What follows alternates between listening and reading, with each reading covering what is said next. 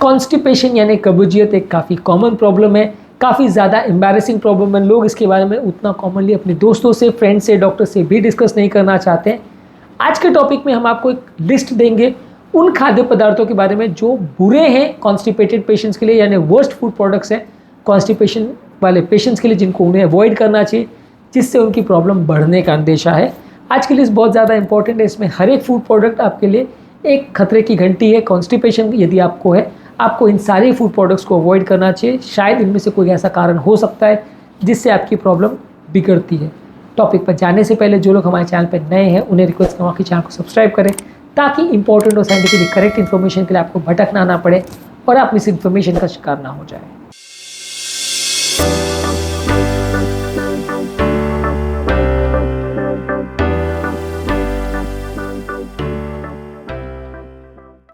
सबसे पहला, कोई भी प्रोसेस्ड फूड जैसे fast food, frozen meals, package meals, जो कि सारे सुपरमार्केट्स और मॉल्स में अवेलेबल रहता है, इनको आराम से गर्म करके खाने के लिए रेडी टू कुक मटेरियल रहता है, ये सारे ही कॉन्स्टिपेटेड पेशेंट्स के लिए बुरे माने जाते हैं, आपकी कॉन्स्टिपेशन की प्रॉब्लम को बढ़ा सकते हैं। इसके अलावा रेड मीट जैसे बीफ, पोर्क और दूसरे टाइप के जो रेड मीट है, इसमें जो फैट होता है वो डाइजेस्ट करना मुश्किल होता है और इसमें फाइबर का कंटेंट कंपेरेटिवली काफ़ी कम होता है, जो कि आप अगर कॉन्स्टिपेशन का शिकार है तो आपको काफ़ी ज़्यादा परेशान कर सकता है। वेस्टर्न कंट्रीज़ में कॉन्स्टिपेशन ज़्यादा होने का कारण यही है कि वो लोग रेड मीट ज़्यादा खाते हैं, फाइबर वाली चीज़ें कम खाते हैं, तो कॉन्स्टिपेशन बढ़ जाता है। अगला इंपॉर्टेंट फूड प्रोडक्ट है डेयरी प्रोडक्ट्स, दूध दही से बने हुए पदार्थ। अगर खासकर आपको लैक्टोज इंटॉलरेंस है तो ये कॉन्स्टिपेशन की प्रॉब्लम को बढ़ा सकते हैं, तो इनको आपको अवॉइड करना चाहिए। अगर लैक्टोज इंटॉलरेंस है और उसको खाने के बाद पेट बिगड़ता है तो दूध, दही, क्रीम, इस तरह के ज़्यादातर प्रोडक्ट्स आपको अवॉइड करना चाहिए। उसके बदले बादाम का दूध है, कोकोनट का दूध है या सोया का दूध है, वो सारी चीज़ें आप ले सकते हैं। इसके अलावा वाइट राइस और वाइट ब्रेड, जो कि सारी चीज़ें मैदा से बनती है, ये सारी चीज़ों में स्टार्च कंटेंट ज़्यादा होता है। इसके बदले होल व्हीट या होल राइस को लें, ब्राउन राइस को लें तो ज़्यादा हेल्दी है। मैदे से बनी हुई ज़्यादातर आइटम कॉन्स्टिपेशन को बढ़ाएंगे। इसके अलावा यदि आप कच्चा केला या अनराइप केला खाते हैं तो इसमें फाइबर कंटेंट कम होता है और इसको डाइजेस्ट करना काफ़ी मुश्किल होता है। ज़्यादातर लोगों के लिए कॉन्स्टिपेशन का कारण बनता है। पका हुआ केला कॉन्स्टिपेशन को कम कर सकता है, लेकिन कच्चा केला इस मामले में अच्छा नहीं है और इसमें फाइबर कंटेंट कम होता है, इसको पचाना मुश्किल होता है, इसलिए पेट में दर्द, मरोड़ होने का चांस या कॉन्स्टिपेशन होने का चांस इससे बढ़ जाता है। अगला है कोई भी और कच्चे फूड प्रोडक्ट्स यदि आप लेते हैं, यानी कि जैसे केला है, वैसे अगर एप्पल्स है या कोई और भी तरह का हाई स्टार्च वाला फूड प्रोडक्ट्स आप लेते हैं, ये सारे ही आपकी कॉन्स्टिपेशन वाली प्रॉब्लम्स को बढ़ा सकते हैं, इनको डाइजेस्ट करना मुश्किल होता है, तो इन सारे अनराइप या कच्चे फूड प्रोडक्ट्स को आपको अवॉइड करना चाहिए। इसके अलावा तली हुई कोई भी आइटम्स है, जैसे फ्रेंच फ्राइज़ है, तली हुई कोई चिकन वगैरह है या स्नैक्स है, समोसे, कचौरी, जलेबी, इस तरह की सारी जो चीज़ें जो तल के बनाई जाती है, ये सारी कॉन्स्टिपेशन को बढ़ाती है। इसमें मौजूद ऑयल आपके लिए अच्छा नहीं है, तो इनको अवॉइड करना चाहिए। कैफिनेटेड बेवरेजेस जैसे चाय, कॉफ़ी और कुछ सोडा जिसमें ऊपर से कैफीन डाला जाता है, ये पेट को इफेक्टिवली डिहाइड्रेट करता है। इसलिए होता तो ये पानी जैसा है, लेकिन इसको लेने में आपकी कॉन्स्टिपेशन की प्रॉब्लम बढ़ती है, तो इनको आपको अवॉइड करना चाहिए। इसी तरह से आपको अल्कोहल को भी अवॉइड करना चाहिए, क्योंकि अल्कोहल भी आपकी बॉडी में जाके इफेक्टिव डिहाइड्रेशन करता है, पानी को उल्टा कम करता है, इसलिए आपके हाथों में आपका मोशन बहुत ज़्यादा हार्ड हो जाता है, कब्जियत का प्रॉब्लम बढ़ जाता है। कच्चा एवोकाडो, वैसे तो एवोकाडो अच्छी सब्जी माना जाता है, इसको आप डायरेक्टली फ्रूट के फॉर्म में या सब्जी के फॉर्म में जैसे भी आप इसको ले सकते हैं, लेकिन भी आप इसको कच्चे फॉर्म में लेते हैं तो कॉन्स्टिपेशन का प्रॉब्लम बढ़ सकता है, इसको डाइजेस्ट करना बड़ा मुश्किल होता है, तो इससे कॉन्स्टिपेशन का प्रॉब्लम बढ़ सकता है।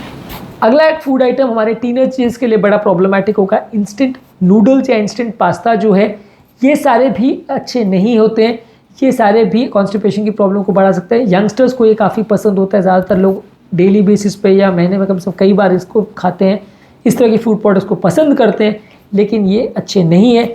इससे अगला फूड आइटम और भी ज़्यादा लोगों को पसंद होता है, यानी चिप्स, क्रैकर्स, बिस्किट्स, ये सारे ही मैदे से बनी हुई चीज़ें होती हैं या आलू से बनी हुई चीज़ें होती हैं या तली हुई चीज़ें होती हैं, जो कि आपको नुकसान ही पहुंचाती है, तो ये सारी ही चीज़ों को आपको अवॉइड करना चाहिए। इसके अलावा कोई भी सब्ज़ी को यदि आप कच्ची खा रहे हो, चाहे वो फूल गोभी, पत्ता गोभी, ब्रोकोली या गाजर, मूली वगैरह भी है, ज़्यादातर सब्जियों को अगर आप कच्चे फॉर्म में खा रहे हो तो ये कॉन्स्टिपेशन वाले पेशेंट के लिए अच्छे नहीं है। सैलड्स फिर भी ज़्यादातर चलेगा, लेकिन बाकी ज़्यादातर सब्जियां हैं जो पका के वैसे खाई जाती हैं, उनको अगर आप कच्ची खाते हो तो इससे कॉन्स्टिपेशन का प्रॉब्लम बढ़ सकता है। सैलड्स एक्सक्लूडेड, सैलड्स फिर भी उतना नुकसान नहीं करते, इनफैक्ट सैलड्स कई तो फ़ायदा भी करते हैं, लेकिन अगर आप बाकी सब्जियों को कच्चा खाते हैं तो कॉन्स्टिपेशन का प्रॉब्लम बढ़ सकता है। कुछ लोगों को ग्लूटेन सेंसिटिविटी होती है, यानी सीलियाक डिजीज़ वगैरह होता है। ऐसे लोग अगर व्हीट, बार्ली, राई जिसमें ग्लूटेन ज़्यादा होता है, अगर ये चीज़ों को ज़्यादा मात्रा में खाएंगे तो इससे आपको कॉन्स्टिपेशन का प्रॉब्लम बढ़ जाएगा। हर व्यक्ति को ऐसा होगा ज़रूरी नहीं है, पर गेहूं से बनी हुई चीज़ें अगर ऐसे लोग खाते हैं तो कॉन्स्टिपेशन बढ़ेगा। प्रोसेस फूड्स जैसे cookies, pastries, candy bars, bakery की ज़्यादातर आइटम्स है, ये आपके लिए अच्छी नहीं है। अगर आपको कॉन्स्टिपेशन का प्रॉब्लम है तो इनको आप ज़्यादातर अवॉइड करिए, ये हेल्दी नहीं है और कॉन्स्टिपेशन को बढ़ाएंगे।